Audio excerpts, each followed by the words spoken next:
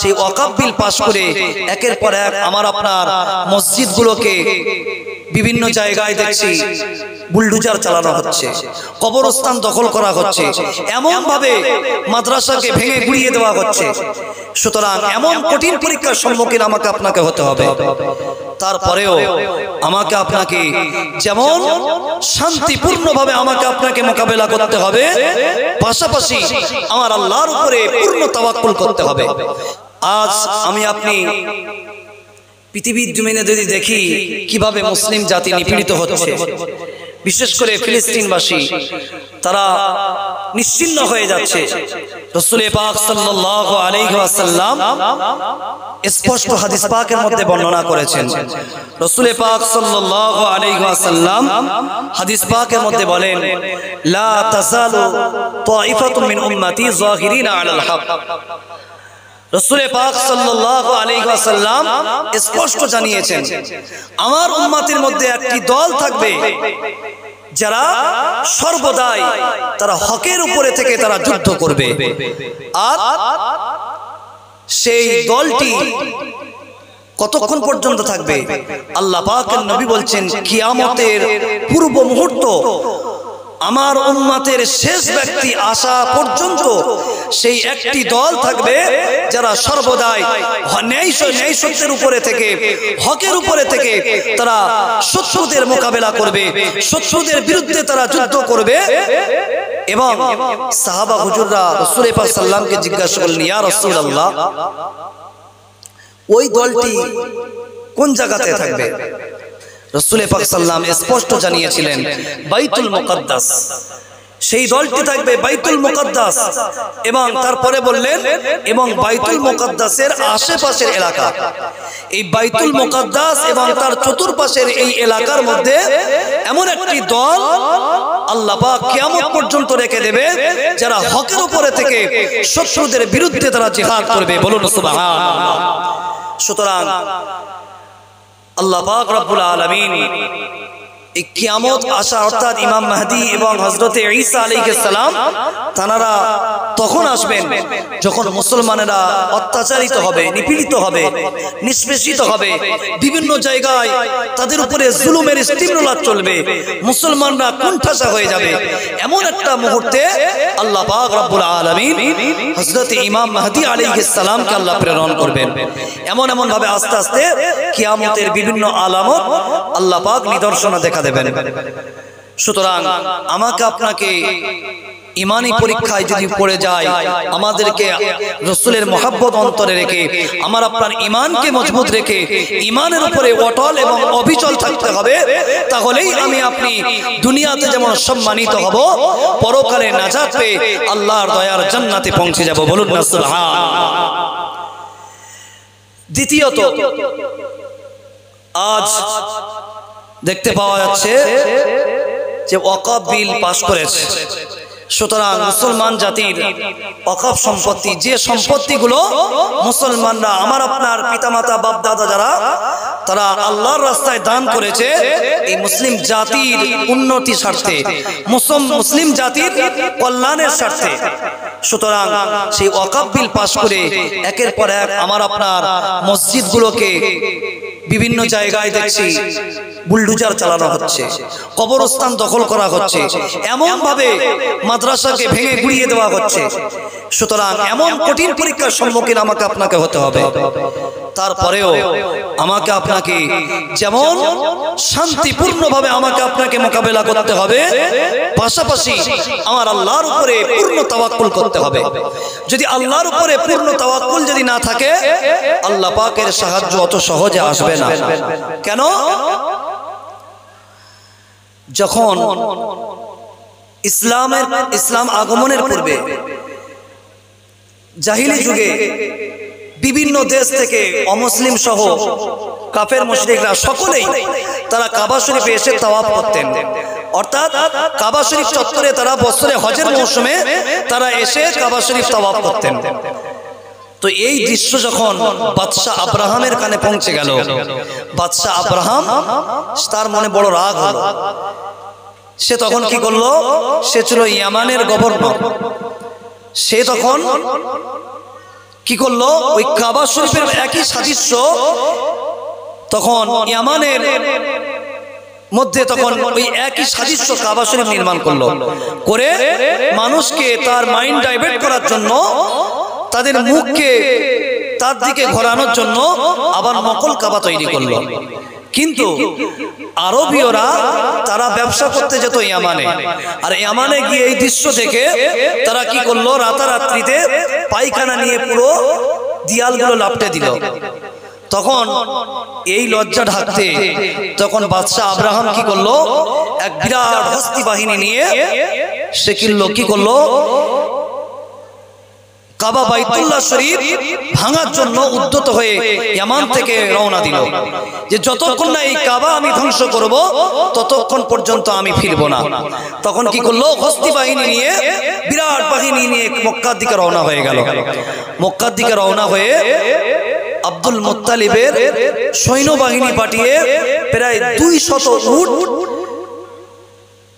পাকড়াও করে, গ্রেফতার করে 200 উট তারা নিয়ে চলে গেল। আব্দুল মুত্তালিব খবর পাওয়ার পরে তিনি যখন বাদশাহ আব্রাহামের কাছে গিয়ে বলছে, কি ব্যাপার, আমার উটগুলো আপনি ধরছেন কেন, আমার উটগুলোকে আমাকে ফেরত দেন। তখন বাদশাহ আব্রাহাম সহজে ফিরিয়ে দিল। বাদশাহ আব্রাহাম বলল, আমি কি জন্য এসেছি তুমি জানো? তখন আব্দুল মুত্তালিব তানার দায়িত্বে কাবা শরীফ, তখন তিনি বলছেন, কেন কেন এসেছেন? আমি জানি আপনি এসেছেন কাবা শরীফ ধ্বংস করতে।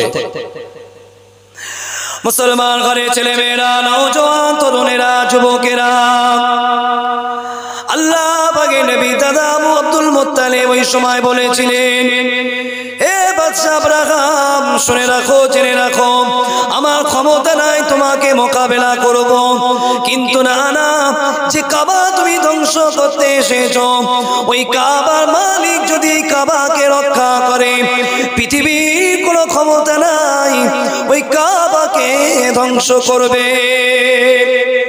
বাদশা আব্রাহাম তখন কিনা রাগান্বিত হয়ে শত শত হস্তি বাহিনীকে অগ্রসর করে দিল, যাও যাও তোমরা কাবা শরীফটাকে ধূলিসাৎ করে দাও। কিন্তু না না, হাতিগুলো তখন কাবা শরীফ বাদ দিয়ে অন্যদিকে যাচ্ছে, কাবা দিকে যায় না। এমন সময় কিনা দেখতে পাওয়া গেল আল্লাহ পাক রব্বুল আলামিন ঝাঁকে ঝাঁকে ঝাঁকে ঝাঁকে পাখি পাঠিয়ে দিলেন। মেঘাচ্ছন্ন অবস্থায় প্রতিটি পাখির মুখে, ঠোঁটে, পায়ের মধ্যে আল্লাহ পাক রব্বুল আলামিন ছোলা দানার থেকেও ছোট ক্ষুদ্র ক্ষুদ্র পাথর দিয়ে আল্লাহ পাক রব্বুল আলামিন ঝাঁকে ঝাঁকে পাখিকে পাঠিয়ে দিলেন। ওই পাখি দল আব্রাহাম বাদশার সৈন্যবাহিনীর মাথার উপরে এসে উপর থেকে একটা পাথর নিক্ষেপ করতে লাগলো। আল্লাহ পাক রব্বুল আলামিনের হুকুমে ওই পাথরের আঘাতে সৈন্য দল সেখানে লুপার হয়ে ধূলিসাৎ হয়ে গেল। বাদশা আব্রাহামের হাত থেকে আল্লাহ পাক হস্তি বাহিনীকে আল্লাহ নির্মূল করে দিয়ে কাবা বাইতুল্লাহ শরীফকে আল্লাহ রক্ষা করলেন। বলুন সুবহানাল্লাহ। কেন? আল্লাহ পাক রব্বুল আলামিন তিনি যদি চান আমার আপনার ইমান, আমার আপনার মসজিদ, আমার আপনার মাদ্রাসা রক্ষা করবেন, পৃথিবীর কোনো ক্ষমতা নাই সেগুলোকে ধূলিসাৎ করে দেওয়ার। তবে আমার আপনার ইমানি নৈতিক দায়িত্ব, আমি আপনি যতটা সাধ্যমতো আমি আপনি সেটাকে রুখে দেওয়ার চেষ্টা করব এবং আল্লাহ পাকের কাছে দোয়া করব এবং তাওয়াক্কুল করব। আল্লাহ পাক রব্বুল আলামিন তিনি যদি চান মুহূর্তের মধ্যে আল্লাহ পাক রব্বুল আলামিন এর প্রতিশোধের জন্য আল্লাহ পাক একবার জমিনকে প্রকম্পিত করে দেয়, বড় বড় বিল্ডিং অট্টালিকাগুলো মুহূর্তের মধ্যে ধূলিসাৎ হয়ে যাবে। বলুন সুবহানাল্লাহ। সুতরাং আল্লাহ পাক কাবা বাইতুল্লাহকে রক্ষা করেছেন, হস্তি বাহিনীর ক্ষমতা হয় নাই সেই কাবা বাইতুল্লাহ শরীফকে ধূলিসাৎ করে দেওয়া। ও মুসলমান ঘরে ছেলে মেয়েরা, নওজোয়ান তরুণেরা, যুবকেরা, এমন ভাবে আল্লাহ পাকের নবী হযরতে নবী মূসা আলাইহিস সালাম তিনি যখন সৈন্যবাহিনী নিয়ে যখন দৌড়াতে লাগলেন, আল্লাহ পাকের নবী মূসা আলাইহিস সালামের পিছনে ফিরআউনের বিরাট বাহিনী ওই সময় তাড়া করতে লেগেছে। আল্লাহ পাকের নবী মূসা আলাইহিস সালাম এমন সময় কিনা দেখতে পাওয়া গেল তিনি কিনা বাহরি কালজুম, আল্লাহ পাকের নবী মূসা আলাইহিস সালাম লোহিত সাগরের কাছে এসে উপনীত হয়ে গেলেন। আল্লাহ পাকের নবী মূসা আলাইহিস সালামের দলবল সৈন্যবাহিনী বলতে লেগেছেন, ক্বালু ইয়া মূসা ইন্না লামুদরাকুন, ও নবী মূসা আমরা তো ধরা পড়ে গেলাম, আমরা তো আটকা পড়ে গেলাম, ফিরআউন বাহিনী আমাদের পিছনে মুহূর্তের মধ্যে আমাদেরকে ধূলিসাৎ করে দেবে। আল্লাহ পাকের নবী মূসা আলাইহিস সালাম কি বলেছিলেন? ক্বালা ইন্না মাইয়া রাব্বি সায়াহদিন। ও আমার উম্মতেরা শুনে রাখো, জেনে রাখো, না না, আমার আল্লাহ পাক রব্বুল আলামিন তিনি আমার সঙ্গে রয়েছেন। আল্লাহ পাক রব্বুল আলামিন সায়াহদিন অচিরেই আমাদেরকে একটা রাস্তা তিনি বাহির করে দেবেন। আল্লাহ পাকের হুকুম হয়ে গেল, নবী মূসা আলাইহিস সালাম তার লাঠিটা, আল্লাহ পাকের নবী লাঠিটা তখন কি করলেন? আল্লাহ পাকের নবী মূসা আলাইহিস সালাম ওই লোহিত সাগরের মধ্যে নিক্ষেপ করে দিলেন। আল্লাহ পাকের হুকুমে ওই লাঠি নিক্ষেপ করার বিনিময়ে আল্লাহ পাক একটা রাস্তা আল্লাহ বাহির করে দিলেন। নবী মূসা আলাইহিস সালাম এবং তার সঙ্গী সাথীরা ওই রাস্তা দিয়ে তারা অতিক্রম করে গেল, কিন্তু না না, পিছনে ফিরআউন এবং তার সৈন্যবাহিনী তারা যখন ওই রাস্তা পথ অবলম্বন করলো, আল্লাহ পাকের নবী মূসা আলাইহিস সালাম আবার যখন লাঠিটা উঁচু করলেন, আল্লাহ পাক রব্বুল আলামিন, আল্লাহ পাক রব্বুল আলামিন ওই লোহিত সাগরের মধ্যে ফিরআউন সহ তার সমস্ত বাহিনীদেরকে আল্লাহ পাক ধূলিসাৎ করে দিলেন। আল্লাহ পাক যদি রক্ষা করে, পৃথিবীর কোনো মানুষের ক্ষমতা নাই আমার আপনার বিন্দুমাত্র ক্ষতি করবে। সুতরাং সেই আল্লাহর কাছে আমাকে আপনাকে প্রার্থনা করতে হবে, সেই আল্লাহর উপরে আমাকে আপনাকে ভরসা করতে হবে। রাসূল পাক সাল্লাল্লাহু আলাইহি ওয়াসাল্লামের একটা হাদিস আছে, তোমরা যদি তোমাদের মানব জাতির মধ্যে তোমরা যদি কেউ অতিরিক্ত সম্মানিত হতে চাও, ফালিয়াত্তাকিল্লাহ, সে যেন আল্লাহকে ভয় করে। আর মানব জাতির মধ্যে যদি কেউ শক্তিশালী হতে চায়, আল্লাহ পাকের নবী বলছে ফালিয়াতাওয়াক্কাল আলাল্লাহ, সে যেন আল্লাহর উপরে পরিপূর্ণ ভরসা করে। বলুন সুবহানাল্লাহ। সুতরাং আমি আপনি যদি আমার আপনার ইমানের বিশ্বাসে মজবুত হয়ে আল্লাহ পাকের উপরে যদি ভরসা রেখে আল্লাহর দরবারে যদি দোয়া চাই, আল্লাহ পাক রব্বুল আলামিন আমার আপনার দোয়াকে কবুল করে নিয়ে আল্লাহ পাক রব্বুল আলামিন ইতিপূর্বে